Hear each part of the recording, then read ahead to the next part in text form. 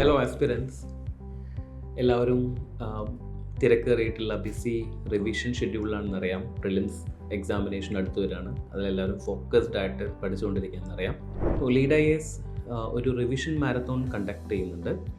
നമ്മളിതിൽ ecology എൻവയോൺമെൻറ്റുമായിട്ടുള്ള revision, high rewarding ആയിട്ടുള്ള ചില പോർഷൻസിൻ്റെ റിവിഷനാണ് ഈ ഒരു സെഷൻ കൊണ്ട് ഉദ്ദേശിക്കുന്നത്. നമുക്കറിയാം, പ്രിലിംസിൽ ഏറ്റവും കൂടുതൽ ക്വസ്റ്റ്യൻസ് വരുന്ന ഏറ്റവും ഇമ്പോർട്ടൻ്റ് ആയിട്ടുള്ള ടോപ്പിക്സിലൊന്നാണ് എക്കോളജി എൻവയോൺമെൻറ്റ്.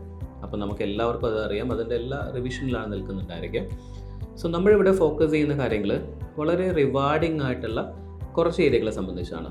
സോ അതിലൊന്ന് ഓർഗനൈസേഷൻസും ചില ഇൻ്റർനാഷണൽ ഇനിഷ്യേറ്റീവ്സ്, കൺവെൻഷൻസ്, അങ്ങനെ റിലേറ്റഡ് ആയിട്ടുള്ള കുറച്ച് ടോപ്പിക്സാണ് നമ്മൾ ആദ്യം ഇതിൽ നോക്കാൻ പോകുന്നത്. നമ്മൾ ഇത്തരത്തിൽ എങ്ങനെയാണ് കറണ്ട് അഫേഴ്സിൽ ഇത്തരം ഓർഗനൈസേഷൻസ് വന്നിട്ടുള്ളത്, അതുമായിട്ട് ബന്ധപ്പെട്ടുള്ള മറ്റ് ടോപ്പിക്സ് എന്തൊക്കെയാണ്, അങ്ങനെയുള്ള കുറച്ച് കാര്യങ്ങൾ നമ്മൾ ആദ്യം ഈ ഒരു പ്രോഗ്രാമിൽ റിവൈസ് ചെയ്യാൻ ഉദ്ദേശിക്കുന്നത്. പിന്നീട് കറണ്ട് അഫേഴ്സിൽ ഏറ്റവും കൂടുതൽ ഇമ്പോർട്ടൻ്റ് ആയിട്ട് വന്നിട്ടുള്ള ചില ടേമുകളെ സംബന്ധിച്ചായിരിക്കും നമ്മൾ സംസാരിക്കുന്നുണ്ടായിരിക്കാം.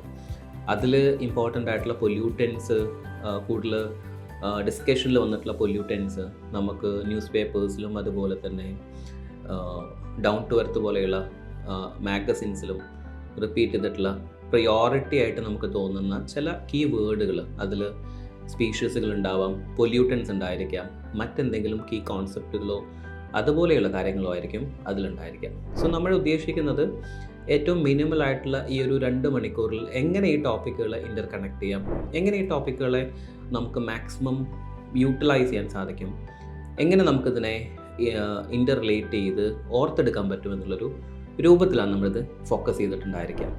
So welcome all, happy learning.